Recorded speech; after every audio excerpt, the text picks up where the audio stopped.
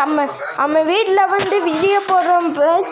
இத்தனை நாள் வீடியோ போடுறதுக்கு நீ மன்னிச்சுக்கோங்க. இனிமேல் நான் வீடியோ போடுறேன். இன்னையிலேருந்து இன்னைக்கு என்ன சாப்பாடுன்னு பார்க்கலாமா ஃப்ரெண்ட்ஸ்? வாங்க.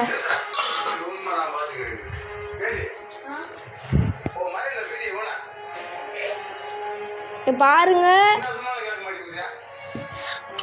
தோசை 2 வச்சுருக்காங்க.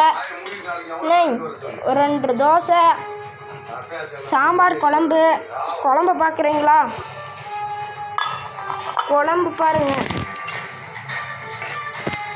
சுட சுட ஆவி பறக்கிற குழம்பு. தக்காளி சட்னி, இப்போ வச்ச தக்காளி சட்னி, தோசை, இட்லி.